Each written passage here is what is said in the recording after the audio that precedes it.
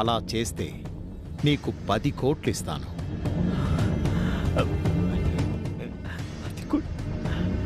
10 కోట్లా? Yes. ముక్కు పుడక అమ్మితే కోటొస్తుందనుకున్నాను. ఇక్కడ వీడు 10 కోట్లు ఇస్తా అంటున్నాడు. ఈ పని నువ్వు చేస్తావా లేదా? ఎందుకు చేయను? చేస్తాను. 10 కోట్లంటే మాటలా? చేసేస్తా. ఎప్పుడు చేస్తావు? చూడండి, ఈ పనిని నేను డైరెక్ట్గా చేయలేను, ఇండైరెక్ట్గా చెయ్యాలి. అంటే నేను వెళ్ళి అమ్మా అమ్మా అన్నం పెట్టు అన్నంత ఈజీగా సంతకాలు పెట్టు అని అనలేను. అందుకే ఏం చేద్దామంటే, రేపు పల్లెటూరులో అమ్మవారి గుడిలో నాకు నా డార్లింగ్ నిహారికకు నిశ్చితార్థం. అందరం అక్కడికి వెళ్తున్నాం. మీరు అక్కడికి వచ్చేయండి. మంచి టైం చూసి మీకు ఫోన్ చేస్తాను. వచ్చి నన్ను కిడ్నాప్ చేసి తీసుకుపోండి. సంతకాలు పెడతారా, మీ కొడుకుని చంపేయమంటారా అని మా అమ్మా నాన్నలకి ఫోన్ కొట్టండి. ఏ తల్లిదండ్రులు కొడుకుని ఆ పరిస్థితుల్లో అసలు వదులుకోలేరు కదా. సెంటిమెంట్గా లాక్ అయిపోయి సంతకాలు పెట్టేస్తారు. మన ప్లాన్ ఎలా ఉంది? బాగుంది. అయితే రేపు అందరం పల్లెటూరులో కలుసుకుందాం. డాక్యుమెంట్స్ మీద సంతకాలు అవ్వగానే నా 10 కోట్లు నాకు ఇచ్చేయాలి. మీరేమైనా తిరకాసు చేశారనుకోండి, అస్సలు ఊరుకోండి. నన్ను అసలు అందరూ మెంటల్గానే అంటారు. ఏం చేస్తానో నాకే తెలీదు. సరేనా? సరే. బయటికి వెళ్ళాలి. ఇటేనా?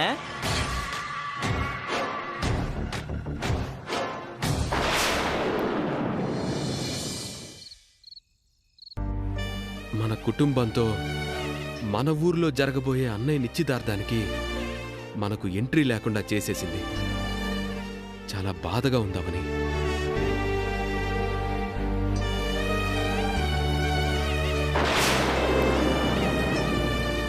ఇప్పుడు మనం ఏం చెప్పినా అత్తయ్య వినేలా లేదు. పూర్తిగా నిహారిక మాయలో పడిపోయింది. వాళ్ళు రేపక్కడ ఆనందంగా ఉంటే మనం ఇక్కడ విచారంగా ఉండాలి. అంతేగా మరి. సర్లే, మనకింతే ప్రాప్తం అని సరిపెట్టుకుందాం. అలా ఎందుకు అనుకోవాలి బావా? ఇంకెలా అనుకుంటావు? మనం పల్లెటూరుకి చాలాసార్లు వెళ్ళాం. ఆ అమ్మవారి కటాక్షం మన మీద ఉంటే గనక ఏదో రకంగా అక్కడికి వెళ్తాం. అమ్మవారి అనుగ్రహం ఉంటే మనల్ని ఎవరు అడ్డుకుంటారు బావా? మనం మంచి మనసుతో ఆలోచిస్తున్నాం. మనకు మంచి జరుగుతుంది. అందరితో పాటు వెళ్లే అవకాశం మనకు కూడా కలగచ్చు. అంతేనంటావా? అంతే. ఇంకా ఆ విషయం గురించి ఆలోచించకుండా ప్రశాంతంగా పడుకో. మొత్తానికి నిహారిక కథ క్లైమాక్స్ కి చేరుకుంది. రేపు నిశ్చితార్థం అయిపోతే తొందరలోనే పెళ్లి. ఇదిగో, నువ్వు మాత్రం మా గ్యాంగ్ కి మాత్రం అన్యాయం చేయకు. అవే మాటలు రాధా గారు. ఏమోనమ్మా, ఒక్కోసారి నీ మీద మాకు చాలా డౌట్లు కలుగుతుంటాయి. నా కూతురన్నమాట నీకు ఇబ్బంది అనిపించొచ్చు కానీ నువ్వెప్పుడు ప్లేట్ తిప్పేస్తావోనని అనిపిస్తూ ఉంటుంది. అలాంటిదేం ఉండదు వసంత గారు. మీరు నా సపోర్టర్స్. మిమ్మల్ని నేను వదులుకుంటే నా బలగం పోయినట్టే కదా. ఏది ఏమైనా రేపు అవని శ్రీకర్లు పల్లెటూరు రావడం లేదు కాబట్టి నువ్వు కృష్ణ హ్యాపీగా ఎంగేజ్మెంట్ చేసుకోవచ్చు. మీరంతా ఇలా కూర్చుని కాలక్షేపం కబుర్లు చెప్పుకుంటున్నారు గాని అక్కడ పరిస్థితి అలా లేదు. తలాతోక లేకుండా మాట్లాడకు బావా. రేపు అవని రాదని మీరనుకుంటున్నారు. అవనిని తక్కువ అంచనా వేయకండి. శ్రీకర్తో ఏమందో తెలుసా? ఏమంది? చెప్పను. ఫ్లాష్ కట్ వేస్తాను, చూడండి. ఆ అమ్మవారి కటాక్షం మన మీద ఉంటే గనక ఏదో రకంగా అక్కడికి వెళ్తాం. అమ్మవారి అనుగ్రహం ఉంటే మనల్ని ఎవరు అడ్డుకుంటారు బావా?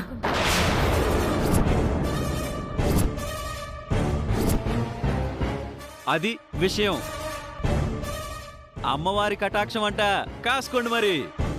ఇంతకు ముందులా అవనికి అలాంటి అవకాశం లేదు పెద్దిరాజు గారు. అత్త ఆజ్ఞాపించింది కాబట్టి రేపు రాదు. నా ఎంగేజ్మెంట్ బ్రహ్మాండంగా జరుగుతుంది. అవని గురించి ఎవ్వరూ ఎలాంటి టెన్షన్స్ పెట్టుకోవాల్సిన అవసరం లేదు.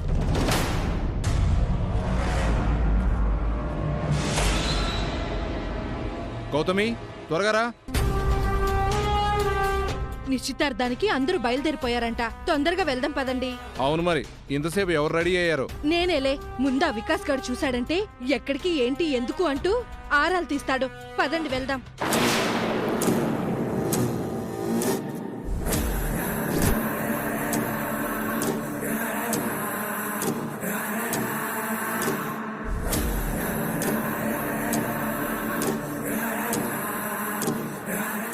అక్క, ఎక్కడికి బయలుదేరారు?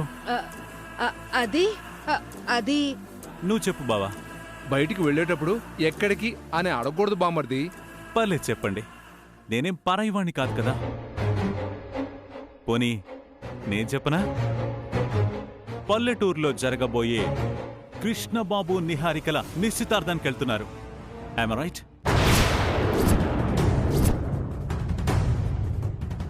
మరి తెలిసి ఎందుకు అడిగావరా? మీరు చెప్తారని. సరే, మాకు టైం అవుతుంది, మేం బయలుదేరతాం. అవును, అటు వేదవతి గారింటి నుంచి గాని ఇటు మీ నుంచి గాని నాకు ఇన్విటేషన్ రాలేదేంటి? అంటే అప్పుడే నన్ను కర్రీలో కరివేపాకని తీసేశారా? ముహూర్త సమయానికి మేము రీచ్ అవ్వాలి. అడు తప్పుకో బామ్మర్ది. దుర్ముహూర్తం వచ్చేసింది బావా. ఇక మీరు ప్రయాణం ఆపుకోవడం మంచిది. ఆ దుర్ముహూర్తం పేరు వికాస్.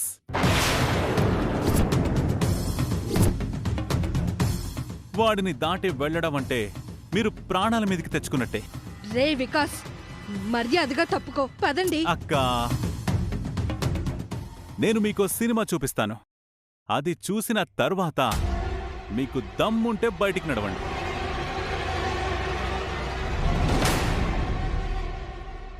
జాతకం కుదరక అవ్వలేకపోయారు. నీ జాతకం కుదరకపోయినా ఆ ఇంటికి కోడలివి కాబోతున్నావు.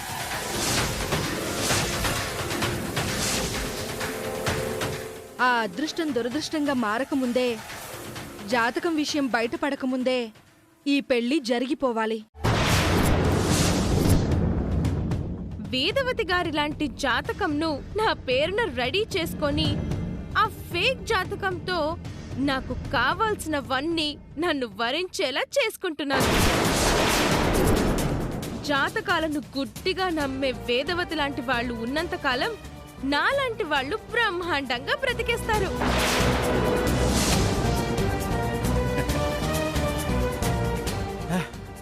నేనొక పెద్ద దద్దోజనంగాణ్ణి.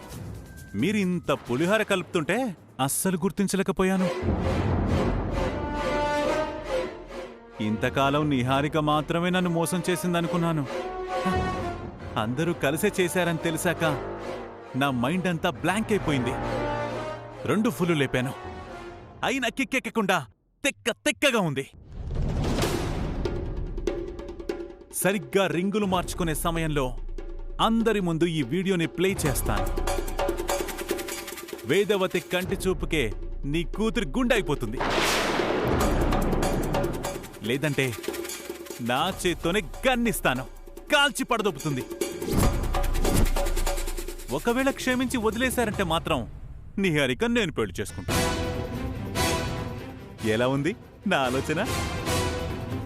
కుదిరితే అందరి ముందు నిహారికని పెళ్లి చేసుకుని ఇంటికొస్తాను. అది బెటర్ కదా.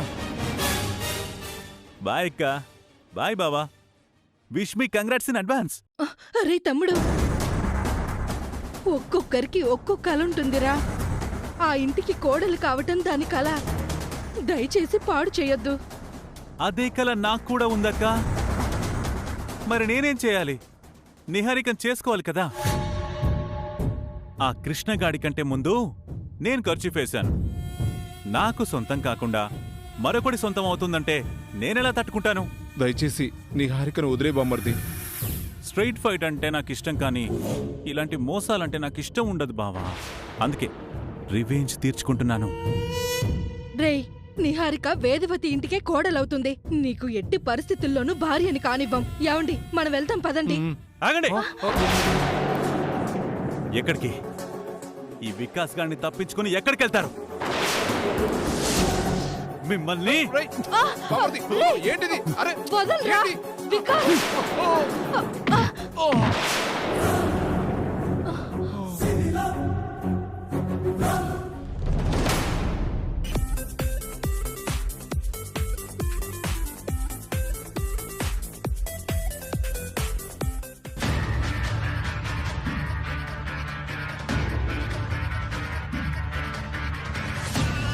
అక్క, బావా బావా, లేవండి లేవండి, టైం అవుతుంది. బావా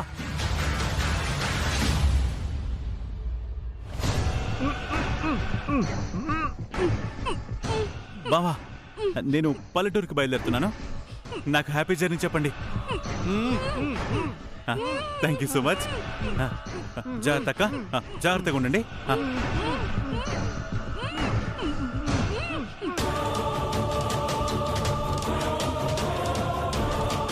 వస్తాయి దొంగ జాతకం దానా, ఈరోజు నీ అసలు జాతకం బయట పెడతానే.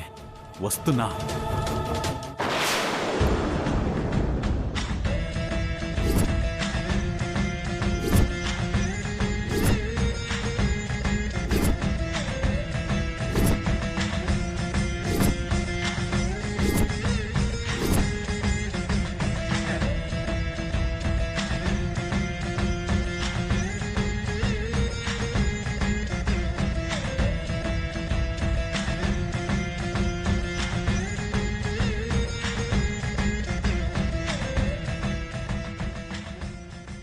నమస్కారం అమ్మా.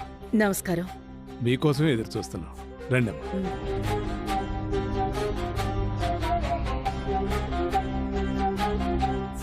అవని శ్రీకర్లు రాకపోవడంతో నిహారిక మాత్రం చాలా ఆనందంగా కనపడుతోంది. అవునవును, ఈ రోజు కార్యక్రమం సవ్యంగానే జరిగేలా ఉంది. నా మనసులో మాత్రం డేంజర్ బెల్స్ మోగుతున్నాయి. నువ్వొక్కడివి ఎప్పుడు పాజిటివ్గా మాట్లాడు. అవనేమన్నా తక్కువదా? పీటల మీద పెళ్లినే ఆపేసింది. ఈ నిశ్చితార్థం ఆపడం ఒక లెక్క. శ్రీకృష్ణుడు గోవర్ధనగిరిని చిటికిన వేలుతో ఎత్తినంత ఈజీగా ఆపేస్తుంది.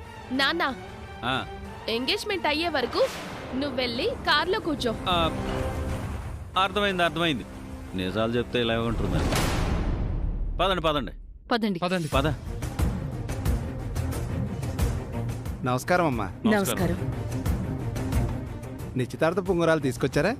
అన్నీ ఇందులో ఉన్నాయి. ఇలా ఇవ్వండి.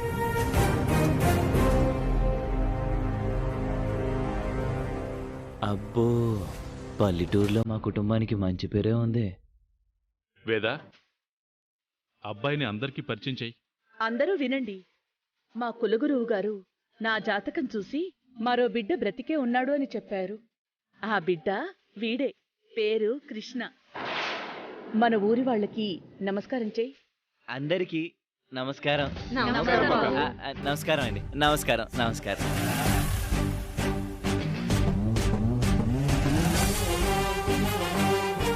మనూరి సంగతులు, సంప్రదాయాలు, కట్టుబాట్లు అన్నిటి గురించి మా అమ్మా నాన్నలు నాతో వివరంగా చెప్పారు. మా అమ్మా నాన్నలు చెప్పిన విధంగానే నేను నడుచుకుంటానని మీ అందరి ముందు నేను మాటిస్తున్నాను. అప్పట్లో శ్రీకర్ కూడా ఇలాగే మాటిచ్చాడు. పెద్దిరాజు, సారీ మావయ్య.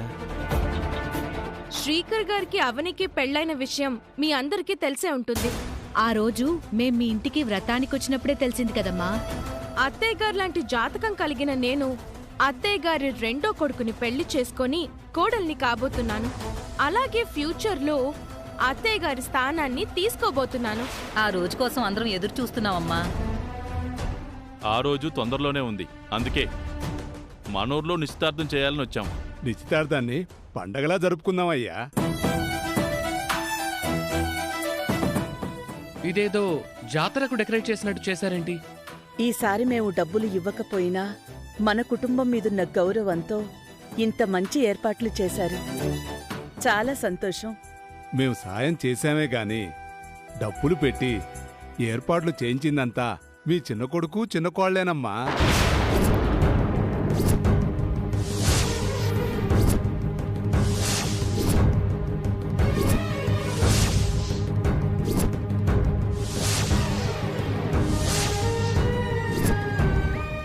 వాళ్ళిక్కడికి రాకుండా సిటీలో ఉండే ఇదంతా చేయించారా? వాళ్ళు రాత్రే వచ్చారమ్మా.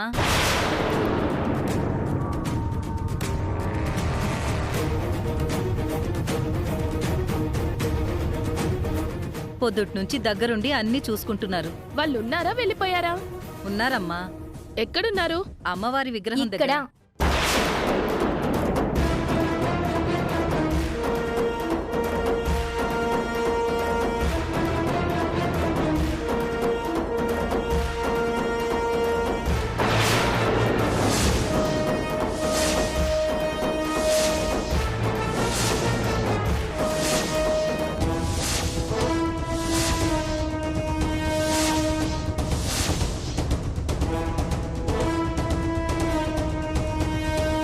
నేనింకా లాస్ట్ రీల్లో కనబడతారనుకున్నాను.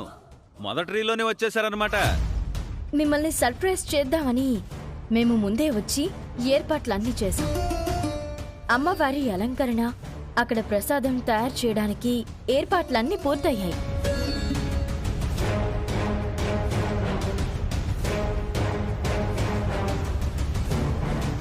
సర్ప్రైజ్ ఎలా ఉంది? గోబ గుయ్యమనేలా ఉంది. అదేంటి బాబు అలా అంటారు? ఏదో సరదాగా. ఇలాంటి కొడుకు కోడలు మీ ఇంట ఉండడం చాలా అదృష్టమమ్మా. ఒకసారిలా రండి.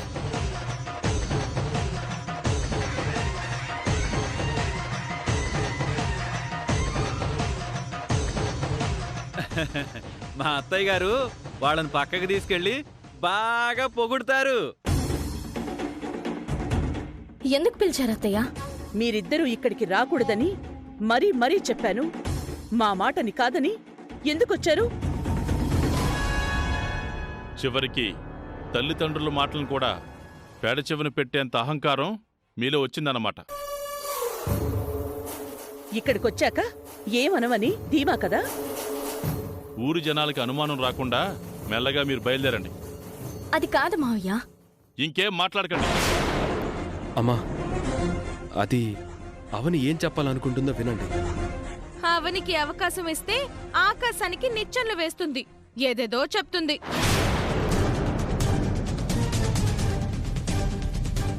అమ్మవారి కటాక్షం ఉంటే ఎలాగైనా పల్లెటూరు వెళ్ళగలుగుతామని నిన్న అనుకున్నారు. ఏర్పాట్ల వంకతో ఎక్కడికి దిగిపోయారు. నిశ్చితార్థం జరగకూడదనే కదా మీ ఉద్దేశం? ఎట్టి పరిస్థితుల్లోనూ నిహారిక కోడలు కాకూడదు. అయితే తట్టుకోలేదు. జాతకం కుదిరి నిహారిక కోడలైతే డామినేట్ చేస్తుందని ఓర్వలేకపోతోంది. వీళ్ళల్లో వీళ్లే గొడవలాడుకుంటున్నారని జనాలకు అనుమానం రాకముందే మీరే జనాలకు ఏదో ఒకటి చెప్పి బయలుదేరండి. ఇంకా ఆపుతారా?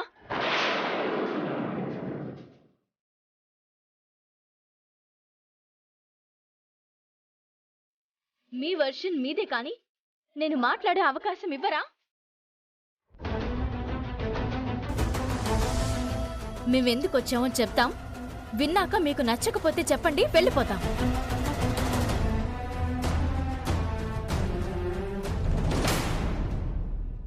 తొందరగా చెప్పవని, లేదంటే ఎవరో ఒకరు మధ్యలో దూరిపోయి మనం మాట్లాడే అవకాశం ఇవ్వరు. రాకూడదని అనుకున్నామత్తయ్య. ఇలా రావడం మీ మాటను ధిక్కరించినట్టు అయితే అయ్యుండొచ్చు. కానీ ఒక మంచి పని చేయడానికి వచ్చినప్పుడు పెద్దల మాటను జవదాటినా పర్వాలేదు.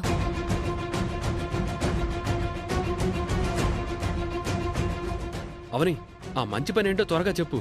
అత్తయ్య, కనిపించని మీ అబ్బాయి కోసం నా ప్రయత్నం మొదలైన రోజున, అంటే రుద్రవరంలో అడుగుపెట్టిన రోజున, మీ అబ్బాయి తొందరగా దొరికితే అమ్మవారిని దర్శించుకుంటానని మొక్కుకున్నాను.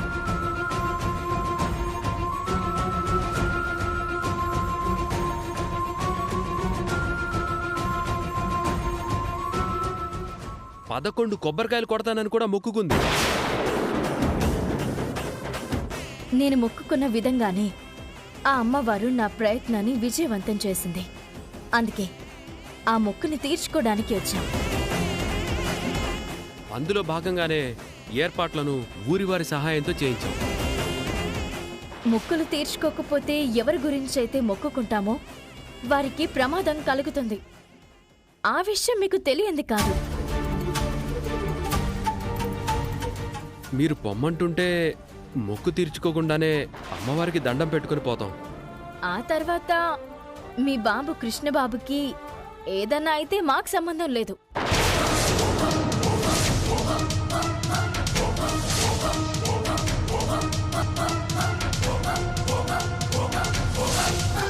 మా బాధ్యత కాదు. మొక్కులు రివర్స్ అయితే తేడాలు వచ్చేస్తాయి.